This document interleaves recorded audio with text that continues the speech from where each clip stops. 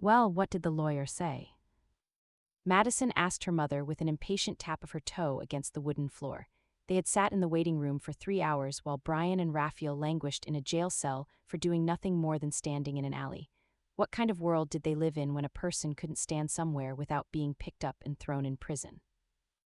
The officer is well within the boundaries of the law, and that they will both be released as soon as the paperwork is processed. That side street just happened to be the last place anyone saw Tiffany Calloway alive. Her mother whispered the last part. Of course it is, how else would Mastema get from here to hell? Madison resumed pacing. They had to wait on an obstinate detective who met them with equal parts of suspicion and reservation. This was despite her mother's best efforts to flirt with him. Madison couldn't decide which was more awkward, the attempted seduction or the outrage of her mother when the detective appeared not to notice. With each hour that passed, Madison grew to enjoy the company of her mother a bit more and wished that it hadn't taken 3 decades to reach a level of friendship that seemed to appear within days. The door chimed and Madison turned toward the sound. A young woman in a sleek suit which fit her to perfection walked in toward the reception desk. Something about the newest addition to the room tugged at Madison's memory as if she knew her. Though her brain refused to make the connection, her heart knew the woman who stood across the room. Hi, I'm Abigail Nash, here to see Detective Lambert. They sure didn't make her wait. The receptionist gave her a quick nod and opened the wooden barrier that separated the front of the room to the entryway which led to the back of the building. Where did she know her from? It bothered Madison that she couldn't place how she knew her. I know her. Madison whispered to her mother. Oh, I can't place her though. now is not the time to play 20 questions over some female you probably saw at the gym.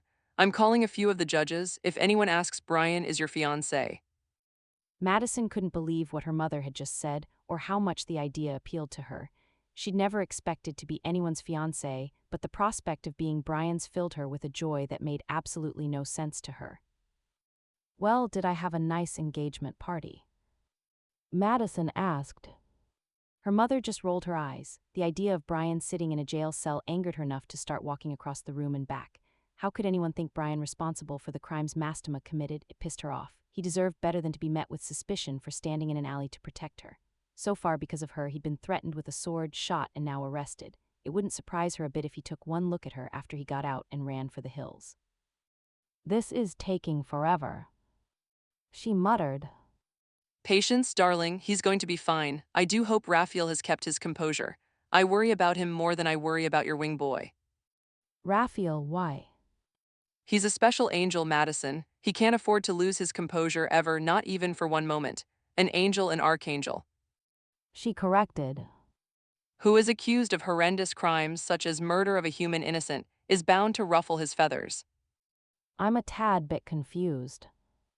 He doesn't speak often because what he says must come true. He's one of God's heralds. If he says it's raining outside, the clouds will drench the land until he says it's no longer raining. If he says I could kill you for accusing me of such crimes, well, you get the idea.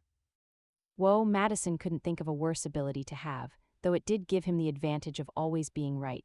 A piece of her heart went out to the strong, silent male who had shown such compassion with his expressions throughout her interactions with the group.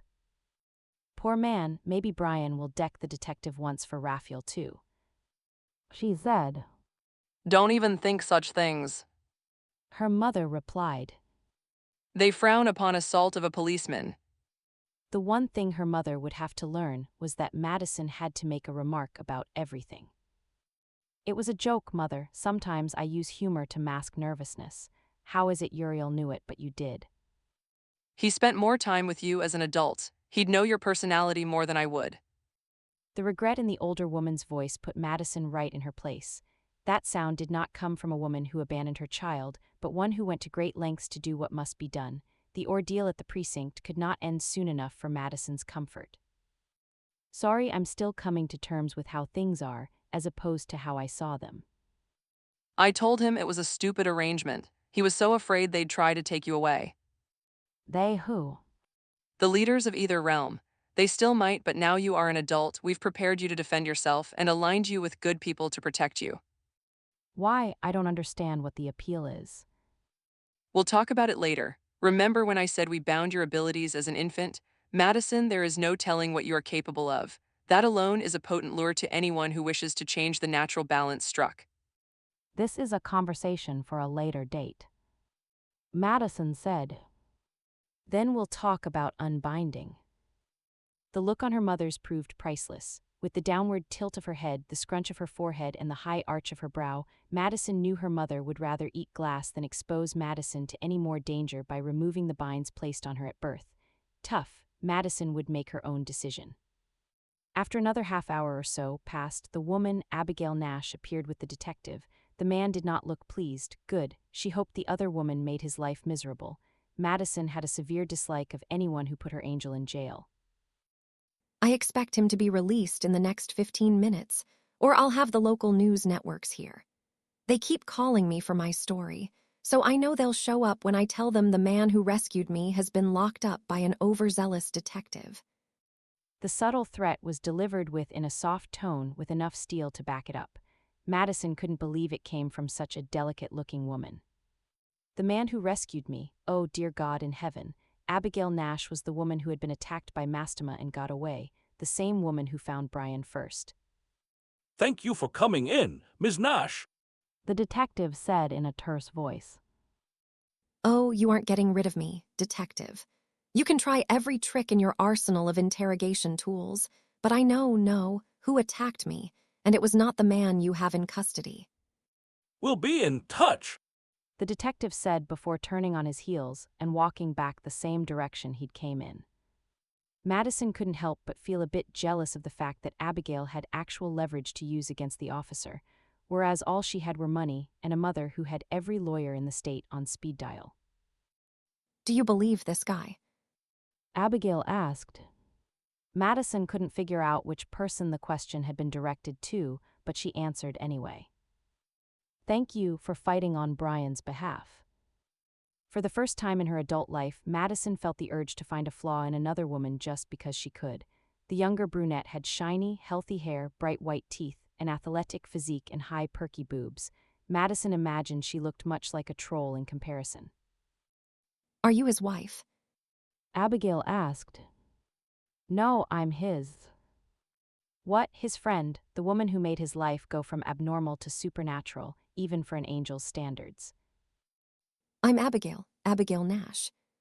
She leaned in and whispered. I wanted to punch that detective right in the nose. My name is Madison DeWalt. Madison replied. Abigail thrust her hand out at Madison with a grin powerful enough to light up Times Square. Shall we wreak havoc together, in the name of wrongfully accused guardian angels? Unable to quell her reaction, Madison could feel her eyes widening and her jaw dropping in shock. Guardian angel. She stuttered. He saved my life, from the real creep who should be in jail. Before she could respond to Abigail's words, Brian appeared from the back entrance and walked through the swinging wooden door that separated the reception area from the police station. Raphael followed a few steps behind. The look on Brian's face sent chills down her spine, and not in a good way. He walked right up to her and stared at her with eyes ablaze with anger. You didn't go get a ring. You lied to me.